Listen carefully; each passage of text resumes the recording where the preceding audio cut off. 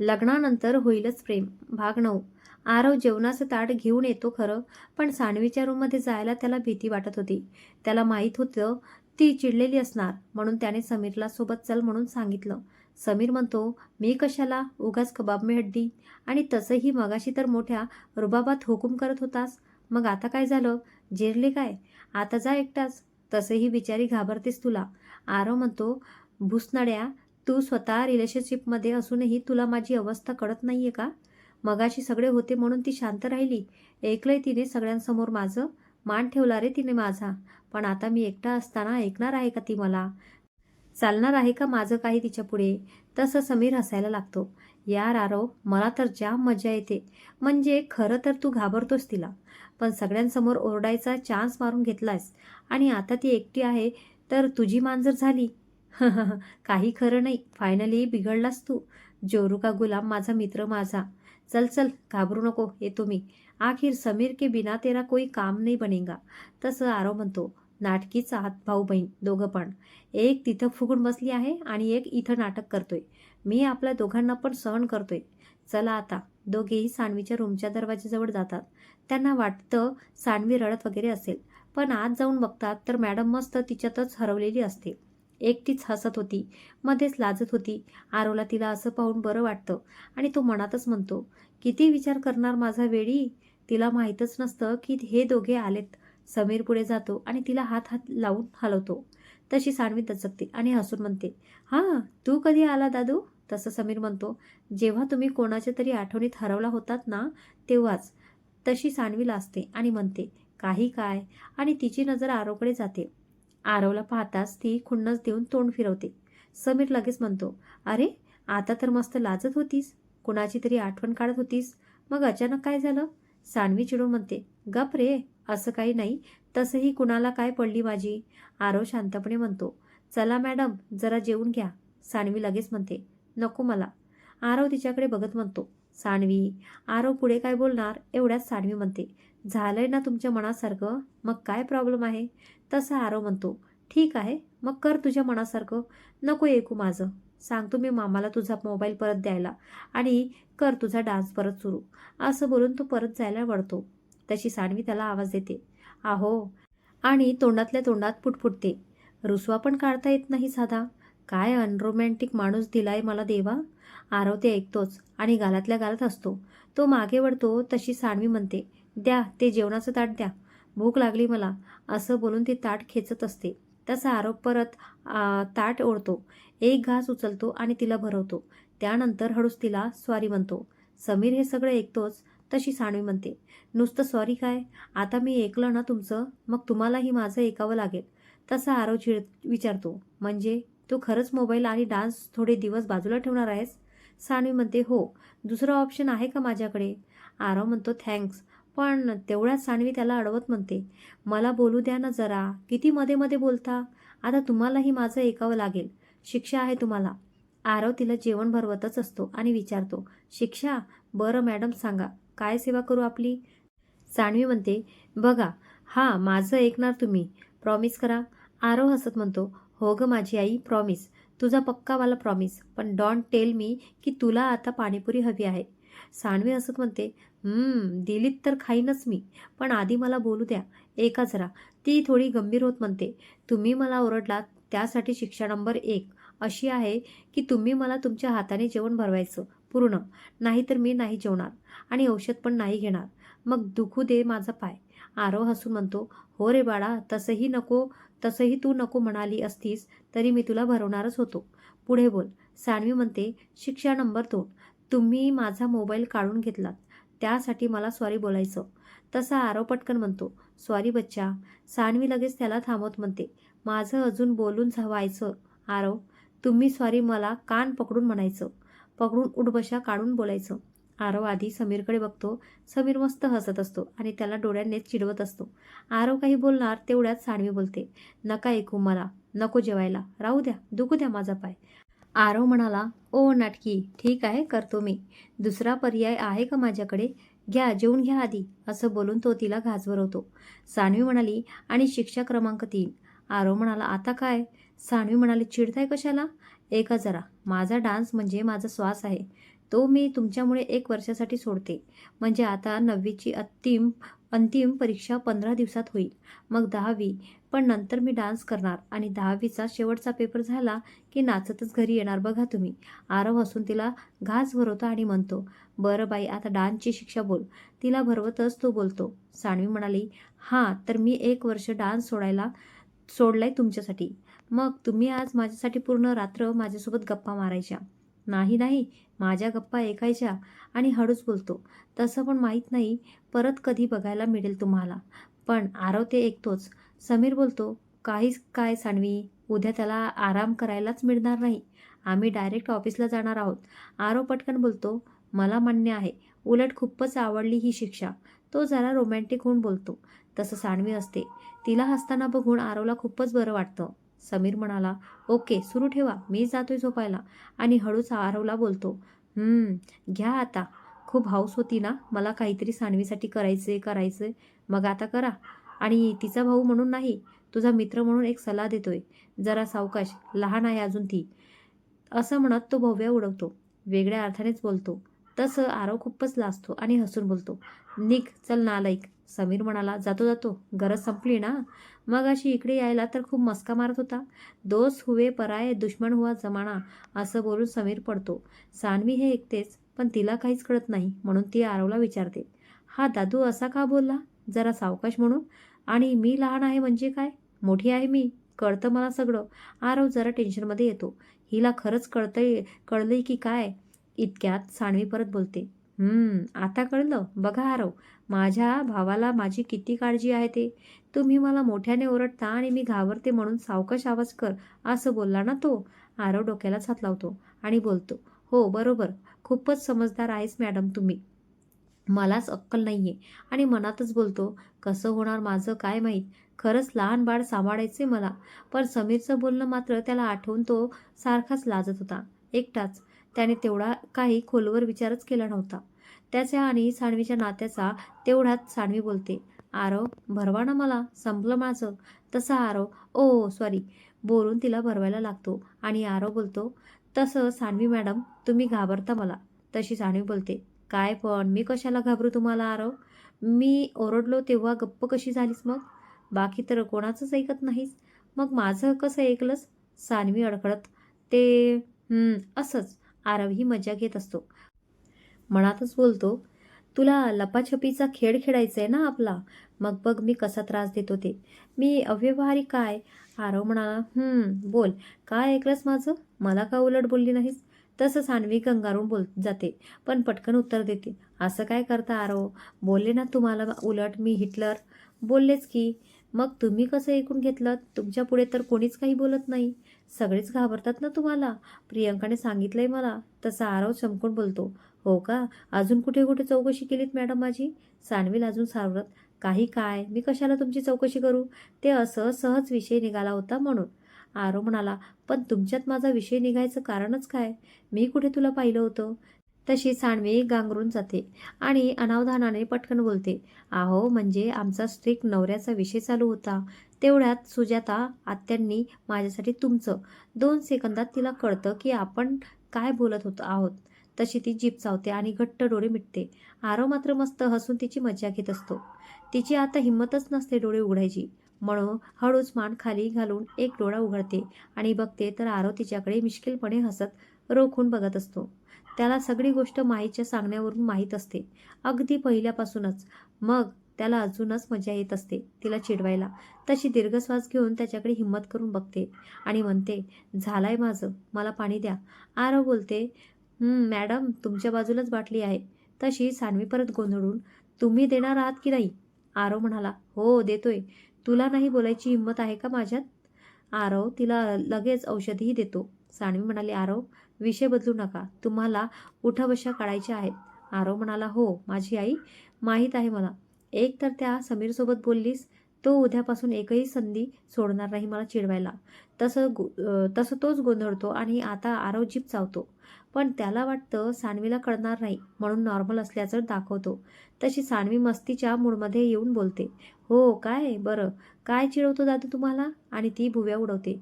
तसा आरव लाजून केसांवरून हात फिरवतो आणि हसून उठतो आणि विषय बदलत बोलतो, किती उठाबशा काढायच्या आहेत? सानवी म्हणाली 50. आरव म्हणाला काय? सानवी म्हणाली 60. आरव म्हणाला सानवी सानवी 70. तसा आरव गप्प बसून उठबशा काढणार तेवढ्यात सानवी ओरडते. आरव, ओ मिस्टर मुच्छड, राहू द्या, या बसा. आरव म्हणाला नको, मी काढतो. सानवी म्हणाली आरव, मी तुम्हाला बसा सांगितलंय ना, मग गप्प बसायचं, कळलं? परफेक्ट त्याच्याच टोनमध्ये बोलते. तसं आरव हसतो. आरव शांतपणे म्हणतो, आता काय झालं सानवी? करू दे ना पूर्ण शिक्षा तुझी. सानवी म्हणाली जाऊ द्या ना, या इथे बसा, मी असंच मस्करी करत होते, मला बघायचं होतं तुम्ही माझ्यासाठी काय करू शकता. तसा आरव हसतो आणि तिच्यासमोर बसतो. आरव म्हणाला काय करू शकतो? अगं जीव माग माझ्याकडे. जीव तो सुद्धा तुझ्या पायावर ठेवतो.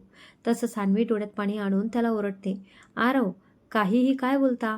वेडे आहात नुसते. परत बोलला ना तर खरंच आता 100 उठाबशा काढायला लावीन. आरव म्हणाला बरं बाई, नाही बोलणार. सानवी म्हणाली प्रॉमिस. आरव म्हणाला हो रे बच्चा, प्रॉमिस, पक्का प्रॉमिस. आरव तिची मस्करी करत विचारतो, पण सानवी तुला काय एवढा त्रास झाला गं? मी माझा जीव देतोय असं बोललो तर? तसं सानवी पुन्हा गोंधळते, पण उत्तर देतेच, ज्या कारणाने तुम्ही माझ्या पायावर तुमचा जीव ओवाळून टाकायला तयार आहात ना, त्याच कारणाने मला त्रास झाला. तुम्ही जीव देतोय असं बोललात म्हणून. समजलं का मिस्टर मुच्छड? पण प्लीज आता परत नाही बोलायचं. मला त्रास होतो हे कळलं ना तुम्हाला? आरव म्हणाला हो रे बाळा, सॉरी, परत नाही बोलणार. पण हुशार आहेस हां, उत्तर अगदी जशाचं तसं देतेस. तेव्हा सानवी आरवची मजा घेत म्हणते, आरव तुम्ही मला असं बच्चा बाळा का म्हणतात? तसं आरव नजर फिरवतो आणि पुन्हा तिच्याकडे पाहत म्हणतो, तू लहान आहेस ना माझ्यापेक्षा 7 वर्षांनी म्हणून.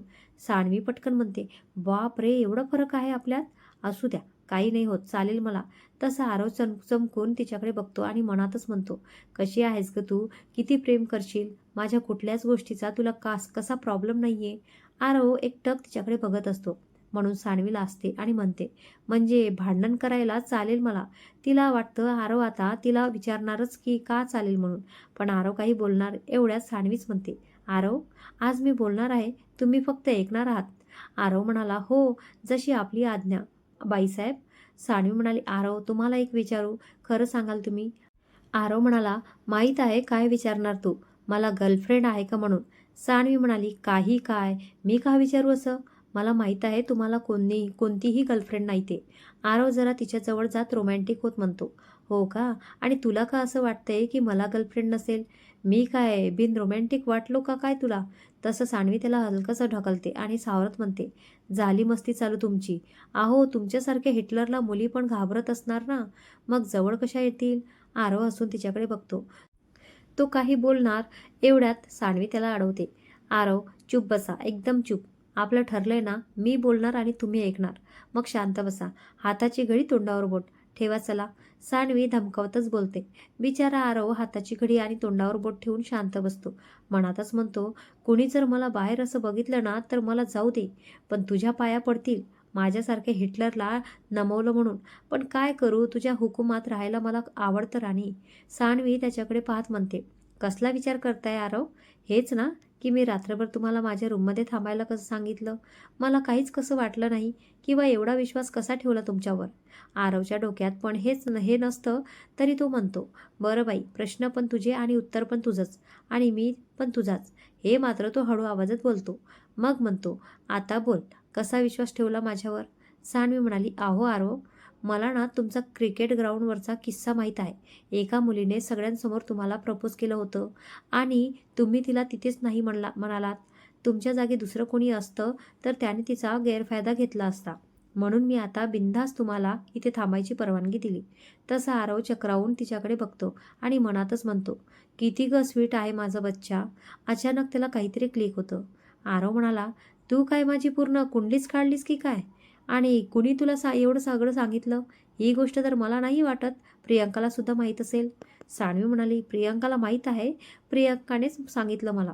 पण आता तिला काहीच विचारू नका, बिचारी खूप घाबरते तुम्हाला.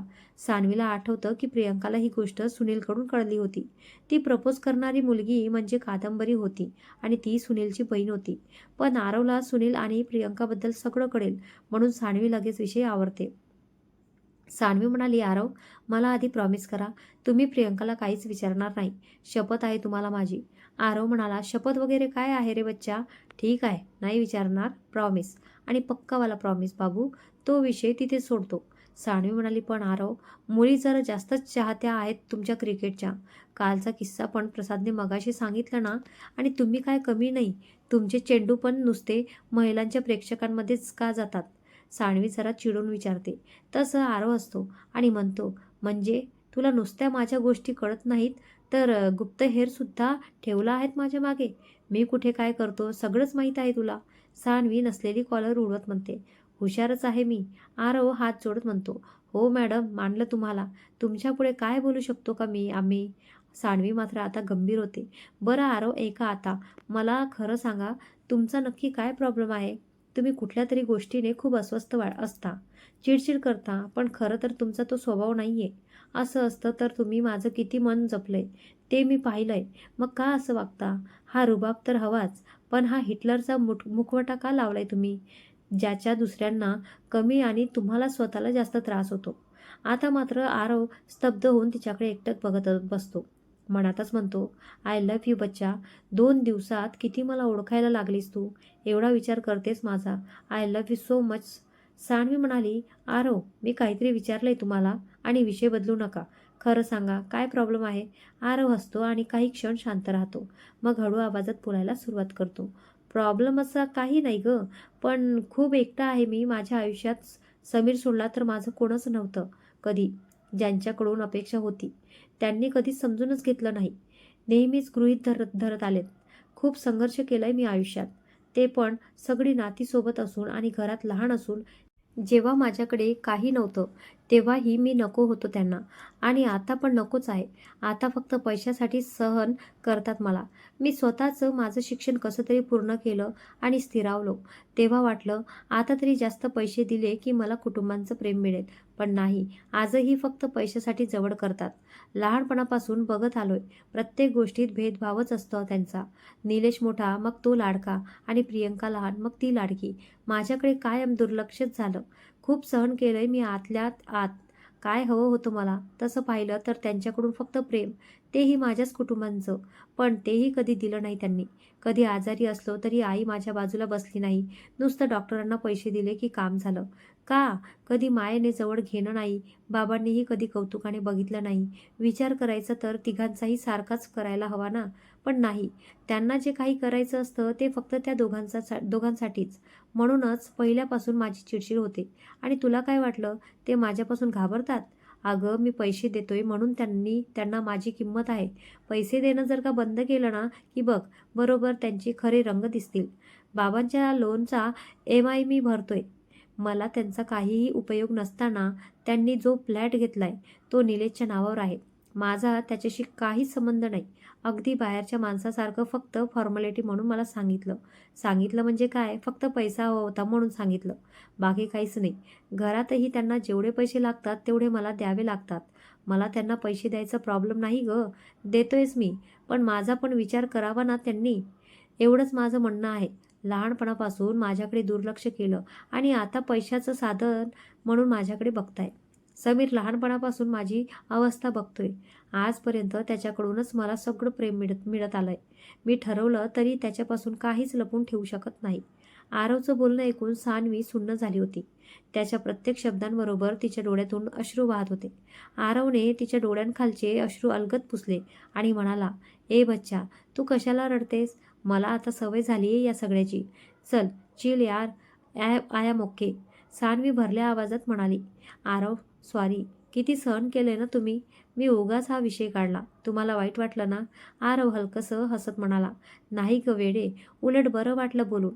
मन हलकं झालं. आज समीर सोडून पहिल्यांदा कोणीतरी माझं मन ओळखलंय. सानवी काही क्षण शांत राहिली आणि मग हळू आवाजात म्हणाली, आरव, पण असंही असेल ना की तुम्ही ज्या पद्धतीने विचार करता ती एक बाजू आहे. कदाचित घरच्यांच्या मनात असं काही नसेल. आरव लगेच गंभीर झाला. सानवी प्लीज, आता तू त्यांची बाजू घेऊन मला चुकीचं ठरू नकोस. मी काय काय सहन केलंय ना ते फक्त मलाच माहीत आहे. तो थोडा चिडून बोलला. सानवी मात्र शांतपणे म्हणाली, ऐका ना जरा, त्यांनी तुमच्यावर अन्याय केला ही त्यांची जशी चूक आहे, तसंच तुम्ही तो अन्याय सहन करत आलात ही सुद्धा तुमची मोठी चूक आहे. आरवने प्रश्नार्थक नजरेने तिच्याकडे पाहिलं. म्हणजे? सानवी म्हणाली, म्हणजे तुम्ही कधी त्यांना त्यांची चूक दाखवून दिली का? कधी त्यांना जाब विचारला का की तुम्ही माझ्याशी असं का वागता म्हणून? आरव काहीच बोलला नाही. सान्वी पुढे म्हणाली, जसं त्यांनी तुम्हाला गृहीत धरलं तसंच तुम्हीही त्यांना गृहीत धरलत की त्यांचं तुमच्यावर प्रेम नाही. पण एकदा तरी त्यांना त्यांची चूक दाखवून द्यायला हवी होती. तुम्ही तो राग स्वतःवर काढत राहिलात आणि स्वतःलाच त्रास करून घेतलात. त्यांचं चुकलंय, 100% चुकलंय, पण तुम्ही सगळं गप्प सहन करत आलात. ही तुमची ही चूक आहे. मी म्हणत नाही की घरात भांडण करा, पण माणसाला त्याची चूक जिथल्या तिथे दाखवायलाच हवी. त्याशिवाय ते सुधारणार कसे? आपण कायम गप्प राहिलो तर समोरच्याला आपण सगळं सहन करू असंच वाटतं. एकदा प्रयत्न करून बघा, नक्की फरक पडेल. आरव काही क्षण तिच्याकडे एकटक पाहत राहिला. तिच्या बोलण्यातला प्रत्येक शब्द त्याच्या मनाला स्पर्श करत होता.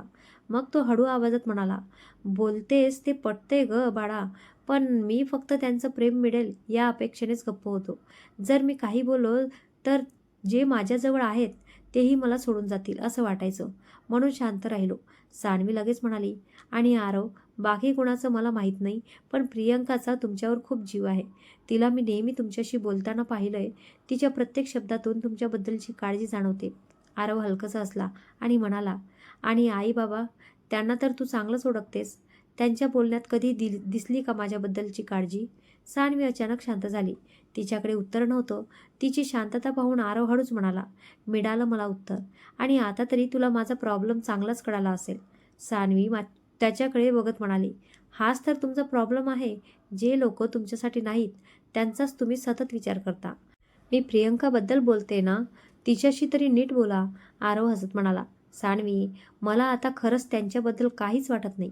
आणि त्यांनी आता मला प्रेम दिलं तरी ते स्वीकारणंही कदाचित मला जमणार नाही. पण तू बोलतेस त्या गोष्टींचा विचार करायला लागणारच आहे. त्यांना त्यांची चूक दाखवावी लागणारच आहे. कारण आता पुढे मला स्वतःलाच पैशांची खूप गरज लागणार आहे. त्यामुळे आतापर्यंत जितके पैसे देतोय तितके पुढे देणं मला जमणार नाही. मग वाद तर होणारच. सान्वीने आश्चर्याने विचारलं, असं काय होणार आहे तुमच्या आयुष्यात? आरव काही क्षण शांत राहिला. मग त्याने तिच्या बाबांनी त्याच्याशी केलेली चर्चा, त्याला IPS होण्यासाठी मिळालेली संधी आणि त्यासाठी करावी लागणारी तयारी, हे सगळं तिला सांगितलं. मात्र त्यांचं लग्न ठरलं आहे हा भाग त्याने मुद्दाम सांगितला नाही. सगळं ऐकल्यावर सान्वीच्या चेहऱ्यावर आश्चर्य आणि आनंद एकाच वेळी उमटला. ती म्हणाली, वाव आरव, म्हणजे तुम्हाला तुमचं स्वप्न पूर्ण करण्याची एक संधी मिळते. तुम्ही खुश आहात ना? मग त्यातच सगळं आलं. पण तुम्ही एवढे सेट झालात आणि पुन्हा मागे फिरायचं म्हणजे किती अभ्यास करावा लागेल? तुम्हाला अभ्यास करायला कंटाळा नाही येत? मला तर खूप येतो बाबा. तिचं बोलणं ऐकून आरव हसला. बघ, माझ्या फॅमिलीने माझी कधी एवढी काळजी घेतली नाही. पण तुझे बाबा बघ माझ्यासाठी किती विचार करत आहेत. त्यांचा माझ्यावर किती विश्वास आहे. त्यांच्या त्या विश्वासासाठी तरी मला हे स्ट्रगल करावंच लागेल. सान्वीने लगेच कॉलर उडवत मिश्किलपणे विचारलं, मग बाबा कुणाचे आहेत? आरव तिच्याकडे बघत असला आणि म्हणाला, तेच तर बोलतोय मी. तुला एवढं प्रेम करणारी फॅमिली मिळाली आहे. त्यांची कदर कर जरा. सगळ्यांना असं नशीब मिळत नाही. सान्वी काही क्षण त्याच्याकडे शांतपणे बघत राहिली. तिच्या मनात एकच विचार होता. आरवने आयुष्यात खूप काही गमावलं होतं, पण आता त्याला त्याचं हरवलेलं प्रेम मिळवून देणं कदाचित तिच्या नशिबातच होतं.